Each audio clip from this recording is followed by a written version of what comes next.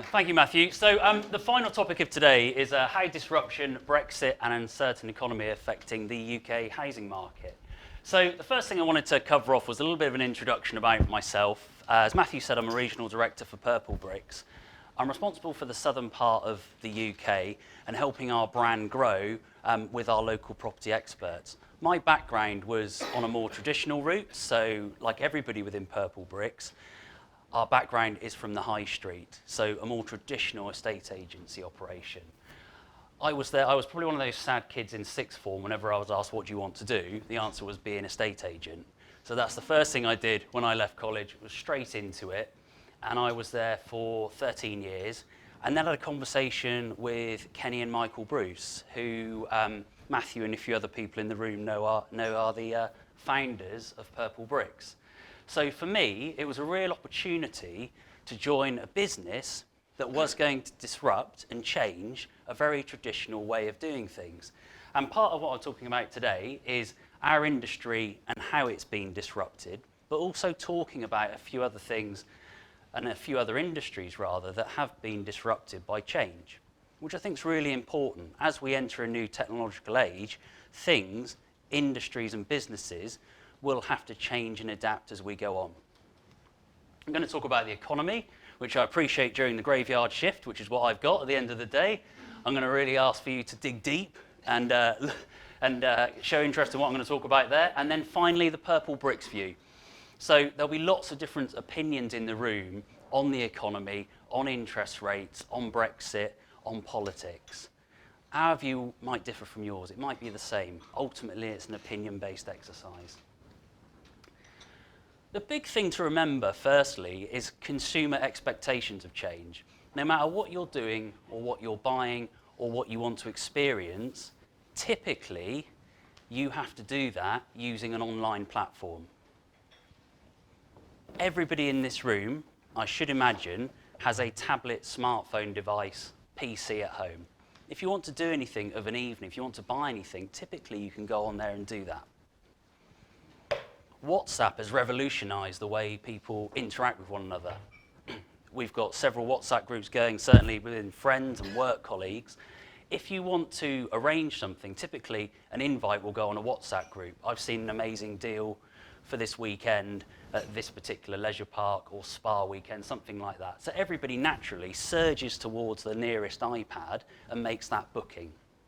Consumer expectations have changed heavily. They don't want to wait until the following day to do something. Even now, you can buy a car online without having even visited a dealership. BMW, you can build and configure a model to your choice from the comfort of your living room and submit that through. I could go on forever and a day about the industries that have changed due to the online technological age, but it's literally about the consumer's expectations. They don't want to wait. They don't want to have to wait till the following day. They want to be able to do it at 11 o'clock, 9 o'clock, whenever that might be. Amazon see a peak amount of traffic between 7 and 10 o'clock. That's because people are sat at home. That's because couples are having a conversation. This time of year, your kids, if they're anything like mine, are going on like you wouldn't believe about Christmas and what's coming up. You almost want to tell them that you've sorted it, and you can do that from your armchair. So disruption comes in many forms, but some of the industries that have been changed dramatically, not only estate agency, but are things like transport, taxi. So Uber, the age of Uber has changed the way people will book a lift home. Previously, you had to leave your pint at the bar or leave your meal, run outside, make a call in the rain to a taxi, and hope it would turn up in 20 minutes' time or whatever. Now you can do that from an app, which is astonishing. And that's changed the way that particularly taxi companies in London have to operate. So now there are online booking platforms. Now there are different styles of apps that are coming out to be able to work and combat Uber to a certain degree. Deliveroo. So again, looking into this before I had this presentation today, 43% of the UK population have a takeaway over the course of a given week. Astonishing. That's nearly half. There are some takeaways that you can't actually have unless you use Deliveroo. You can now have a Nando's delivered to your home address because of Deliveroo. Such a simple concept, has changed the way that that can arrive in your living room. And Spotify. Certainly, I'm not quite there yet, my wife is. So instead of having CDs in the car, and she laughs at me when I have to pull over to change a CD, she doesn't have any. She streams it all through an iPhone, which I still think is amazing that you can do that. So if the kids want a particular song, the Little Mix album, whatever that might be, just download it in seconds. You don't have to be like me and wait for Tesco's to open the following morning. It's a huge change. It's a massive change. And if you look at that stat there, you may not be able to see it, but £237.8 billion worth of revenue. Absolutely astonishing. And those are just 3 examples of disruption. So, estate agency, a little bit slow to get going, but did start in round about the year 2000, which was the dawn of Rightmove and Zoopla. Rightmove was the first big change in estate agency. Now, if you speak to anybody that's looking to sell their property, naturally, they'll want to make sure their property's on one of the biggest global portals. And Rightmove is one of them. Zoopla is almost equal to Rightmove, but Rightmove was the big game changer to start with. I'm pretty sure most people in this room have heard of Rightmove. Selling your house and Rightmove tend to go hand in hand, being on that massive website. But ultimately, that was more of a change for the buyer. So the buyer could look at a property whenever they wanted, 24 hours a day, 7 days a week. They could log on, put a postcode in or a town and find the property they were looking for. The seller, they had the benefit of having the portal, but ultimately that was about it. They could look for properties, but it was still geared towards the buyer. The seller, who ultimately pays the fee to move, they had an advertising portal and that was about it. They were still waiting for office hours. They'd still have to wait until 9 o'clock the following morning to speak to your agent. You'd have to wait till 12 o'clock if you wanted a call back. It depends on the agency, but still waiting for the phone to be answered. I've been there, I've worked in high street offices where you're sat there, you can hear the phone ringing, but you physically can't get to it because you've got a customer sat in front of you.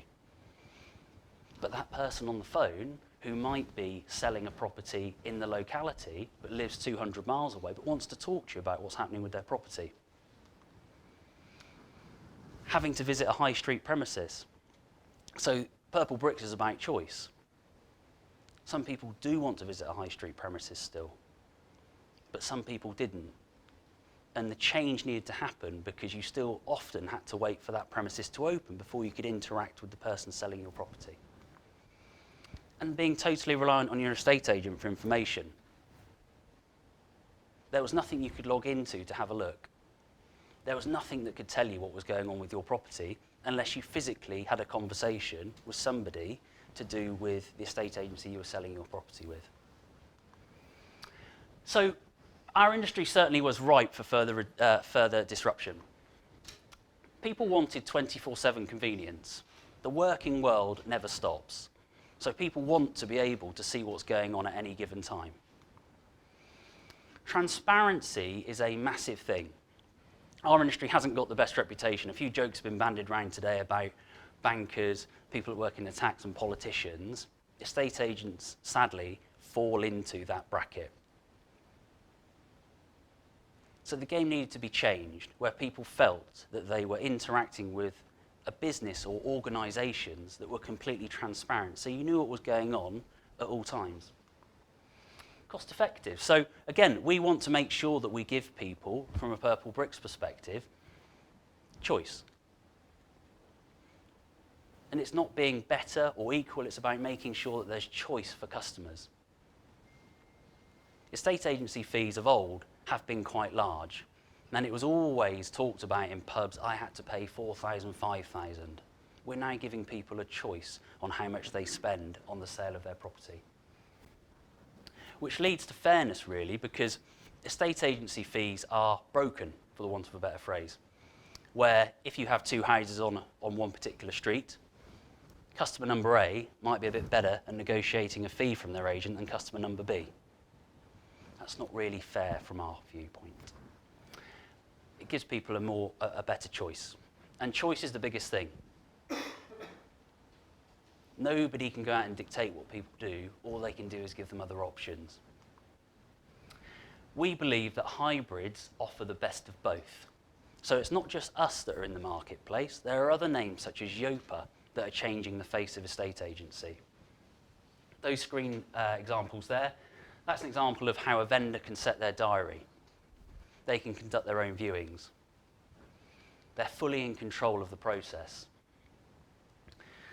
Performance reports, so I talked about that 24/7 interaction. People can log in and see how many viewings have been booked, what the feedback is on those viewings, how many clicks their property's having on all of the relevant websites.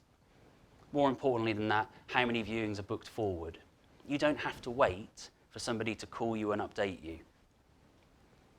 A lot of our research stemmed from the fact that people would put their property on the market and not hear much from their agent unless they were prompting them. We wanted to give people the ability to log in and have a look at any given time. And that's the most important part of it, in our view, is that that customer is at the heart of our business. Throughout the journey, particularly with Purplebricks, and I know other brands out there like Yopa, you'll tend to get updates from time to time, whether that every time somebody puts an offer in, you'll get an update, you'll be the first person to see that. Again, leading back to that transparency. Feedback, the customer is the first person to see that feedback because a applicant or buyer will go away and put the feedback into their platform, and that will come straight through to the seller. So it won't have gone via an estate agent, it will be the feedback, which is the facts. And we're not the only people that are changing the industry. Some of the big players of old are entering that online marketplace. So Countrywide estate agents launched their online proposition this year. $9.95 to sell with them. Hatched, probably one of the first onto the marketplace, were recently acquired by the Sequence Group, who have brands such as Connells and Fox & Sons. So that goes to show that some of the biggest agents of old over the past 10, 20 years see the need to give their customers more choice, which in our viewpoint is great, because that's exactly what we're doing as well. And what we've seen is that customers do love having more choice. So February 2017 of this year, spontaneous awareness surveys are something that you ask people questions like we did here. Which companies would you think of first if selling your property? So we were second for a company that is very, very young in the grand scheme of things. To June of 2017 this year, we scored the highest, which again shows that customers are making a change and thinking a little bit differently about who they want to use to sell their property. Currently, the hybrid online market is 7%, and as of January this year, we were listed as one of the top 5 brands in the UK. And when you look at some of the big names in there, we feel that that's a byproduct of customers choosing to have a different interaction with a service that has disrupted the marketplace. So, disruptive influences on the housing market. The first one I wanted to cover off was Brexit, which I know a few people have talked about today. We see that as something that was more of a talking point in 2016. We didn't see a residual impact to start with. And movements certainly have carried on regardless. Our partners, Mortgage Advice Bureau, reported that 71% planning a home move had not been put off by Brexit, which should give everyone in the room a lot of confidence. And certainly we're seeing that. The middle movers, which arguably are the most important people, are still free-flowing moving. And that frees up the first-time buyer end, it frees up the top end. But most importantly, that marketplace is still moving. And again, we're seeing that. There's certainly mixed views on house prices. There's a proportion of people that think Brexit will cause a rise, and a proportion that will think Brexit will cause a reduction. House prices is an ongoing topic. House prices is affected by, as we know, politics, demand, lots of things. But ultimately, Brexit hasn't affected the want for people to want to move. Transaction volumes aren't changing drastically. The August data, in line with house prices, showed a slight slowdown, but an annual rise of 2% in line with the 2017 forecast. So again, going back to the fact that Brexit, in our view, hasn't affected the housing market. Interest rates, as you can imagine, choosing a topic to talk about and then having a rise last week certainly threw out everything that I'd been looking into, thinking about and planning. But nevertheless, it hasn't changed over the last 10 years up until last week. What's interesting though is 43% of homeowners are on variable rates. Very interesting statistic when you think about it. Nearly half the population's on a variable rate. Higher interest rates mean higher mortgage rates, potentially, and we're starting to see some of them creep up. We think that it could cause a surge in sales before Christmas. We think that people will be a little bit concerned about mortgage rates, so it might lead to more people entering the marketplace. More buyers, typically at a time of year when there is less stock, can force house prices up ever so slightly. The Bank of England is considering a gentle rise over the course of 2018, so forecasters believe. One of the economists that I was looking at, Callum Pickering, forecasted 2 in 2018. Now, one of those has already happened. Another one in 2018, we think is probably more than likely. I think the biggest thing is making sure that when considering interest rates is that buyers are looking at what's available in the marketplace at the moment. And when we're looking at mortgage products, some of those might drop away because of interest rates potentially. And going back to the point I made a minute ago about the pre-Christmas rush, we're certainly seeing more people enter the marketplace for viewings. Because I think there's probably going to be a little tiny bit of unsettlement due to that rise last week. Brexit for us, I've said it already, we don't see it as an influencing factor in 2018, not at all. And traditionalists in England, Wales, Scotland, throughout the UK, there's a culture of wanting to buy a property. So I don't think that's ever going to change. There's been all sorts of articles written about Brexit, stopping people from potentially buying a property. We're not seeing it. Our figures, our stats, and that's just not ours, it's across the business, across the UK as a whole. Interest rates, it will be a gradual set of increases. One's happened last week, probably another one next year. House prices may rise naturally before Christmas. If there is that surge and that spike with less property, it might push house prices up a little bit. And finally, there may be less mortgages about as the lenders begin to tighten up. Now, opinions, marketplaces can change over a quarterly basis, so it'll be interesting to see certainly what 2018 brings. It'll certainly be interesting to see what the rest of this year brings. Thank you.